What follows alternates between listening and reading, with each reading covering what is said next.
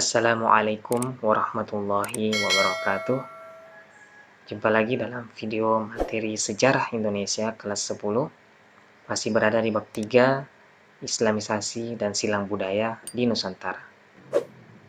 Di video sebelumnya, kita sudah membahas salah satu kerajaan Islam di Sumatera, yakni Kerajaan Samudra Pasai. Nah, di video kali ini, kita akan membahas kerajaan selanjutnya, yakni Aceh Darussalam. Apa dan bagaimana kerajaan Aceh Darussalam itu? Yuk kita simak videonya bersama.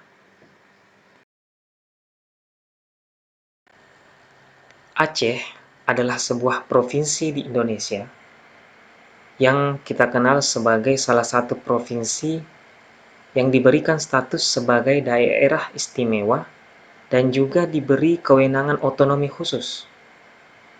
Aceh terletak di ujung Pulau Sumatera dan merupakan provinsi paling barat di Indonesia. Nah, ternyata dulu salah satu kerajaan Islam yang ada di Sumatera adalah Aceh Darussalam. Kerajaan ini terletak di utara Pulau Sumatera dengan ibu kota Bandar Aceh Darussalam. Dengan pendiri sekaligus sultan pertamanya adalah Sultan Ali Mughayat Shah yang berkuasa dari tahun 1496 sampai dengan 1530 Masehi. Kalau kalian lihat di peta ini adalah peta kekuasaan dari Aceh Darussalam.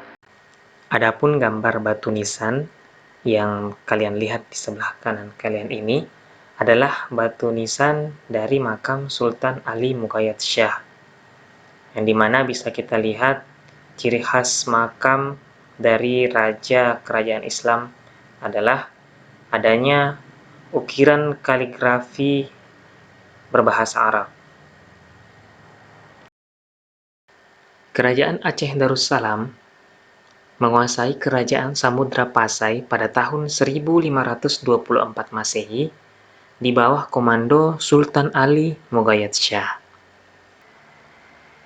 Pemimpin lain yang berperan di dalam Kerajaan Aceh Darussalam adalah Sultan Alauddin Riayat Shah Al-Qahar yang berkuasa dari tahun 1538 sampai 1571 Masehi.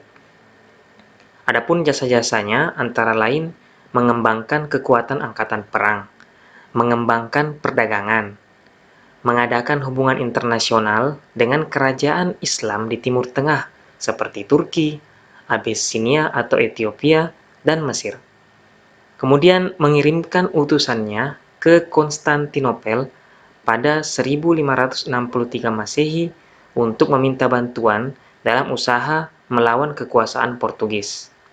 Jadi di dalam sejarah kerajaan Islam di Sumatera ini tidak terlepas dari usaha-usaha dalam melawan kekuasaan Portugis yang terlebih dahulu menguasai daerah Malaka. Kemudian Sultan Alauddin Riayat Shah Al-Qahar banyak melakukan penyerangan dan penaklukan kerajaan-kerajaan yang ada di sekitar wilayah kerajaannya, seperti Kerajaan Batak, Kerajaan Aru, dan Kerajaan Barus, di mana kerajaan-kerajaan ini adalah tergolong kerajaan-kerajaan kecil. Kemudian, salah satu usaha yang dilakukan oleh Sultan Alauddin adalah menempatkan wakil-wakil dari Aceh di daerah-daerah pengaruh Kesultanan Aceh untuk menjaga keutuhan Kesultanan Aceh. Jadi, untuk memudahkan di dalam memimpin atau mengontrol daerah-daerah kekuasaan Kerajaan Aceh Darussalam yang semakin banyak akibat banyaknya penyerangan dan penaklukan yang dilakukan, maka di setiap daerah-daerah yang berhasil dikuasai itu, Sultan Alauddin menempatkan perwakilan-perwakilan. Ya, kalau seperti di zaman sekarang, ada perwakilan dari presiden di setiap daerah, yakni gubernur-gubernurnya. Selanjutnya, ada Sultan Iskandar Muda yang berkuasa dari tahun 1607 sampai 1636 Masehi. Masa kepemimpinannya ini disebut sebagai masa kejayaan dari Kerajaan Aceh Darussalam karena mengalami masa ekspansi dan pengaruh yang paling luas.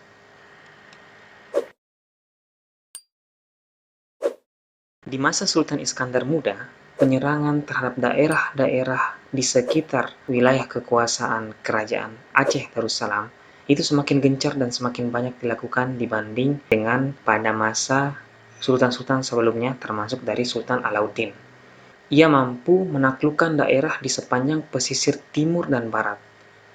Demikian pula, Johor di Semenanjung Malaya telah diserang hingga mengakui kekuasaan dari Kesultanan Aceh Darussalam. Kalau kita saksikan di peta berikut, kekuasaan Kerajaan Aceh Darussalam itu sampai di daerah Malaysia. Mereka mampu menaklukkan Kedah, Perak, maupun Pahang. Sama dengan sultan-sultan sebelumnya di Kerajaan Aceh Darussalam, bahkan di kerajaan-kerajaan lain di Sumatera, mereka tidak luput dari peperangan melawan Portugis. Di masa Sultan Iskandar Muda, mereka beberapa kali melakukan penyerangan terhadap Portugis yang ada di Malaka. Kalau kalian lihat di peta berikut ini, terdapat ekspedisi penyerangan yang dilakukan oleh pasukan dari Sultan Iskandar Muda terhadap Portugis yang ada di Malaka. Terakhir kita akan membahas bagaimana atau apa saja yang menyebabkan kemunduran dari Kerajaan Aceh Darussalam. Yang pertama adalah adanya perebutan kekuasaan di antara pewaris tahta kesultanan. Sebagaimana kita ketahui bersama bahwa sangat sering terjadi ketika seorang raja atau seorang sultan akan digantikan oleh pewaris selanjutnya, sangat sering terjadi perebutan kekuasaan. Kemudian yang kedua, makin menguatnya kekuasaan Belanda di Pulau Sumatera dan Selat Malaka. Hal ini ditandai dengan jatuhnya wilayah Minangkabau, Siak, Tiku, Tapanuli, Mandailing, Deli, dan Barus pada tahun 1840, serta Bengkulu ke dalam pangkuan penjajahan Belanda. Jadi di era Aceh Darussalam, Belanda sudah mulai masuk ke wilayah Indonesia, yang kemudian memberikan pengaruh terhadap kekuasaan yang dimiliki oleh Aceh Darussalam. Kemudian yang terakhir, atau yang ketiga, pada tahun 1903 Masehi, Sultan Muhammad Daud Shah yang kala itu memimpin Kerajaan Aceh Darussalam menyerahkan diri kepada Belanda setelah istri, anak, serta ibunya terlebih dahulu ditangkap oleh Belanda. Dengan penyerahan diri dari Sultan Muhammad Daud Shah kepada Belanda, menandai berakhirnya Kesultanan Aceh Darussalam di tahun 1903 Masehi. Demikianlah materi tentang salah satu kerajaan Islam yang ada di Sumatera, yakni Kerajaan Aceh Darussalam. Materi ini juga kalian bisa baca di buku Paket Sejarah Indonesia untuk SMA kelas 10, terbitan Kemendikbud halaman 188 sampai 189, atau dari referensi lain yang ada di buku maupun di internet. Terima kasih sudah menyaksikan video ini. Jangan lupa subscribe dan nyalakan notifikasi agar kalian tidak ketinggalan video-video selanjutnya. Like kalau kalian suka. Kalau ada pertanyaan, saran, dan sebagainya silakan kalian ketik di bawah. Teruslah belajar, karena seru itu belajar. Assalamualaikum warahmatullahi wabarakatuh.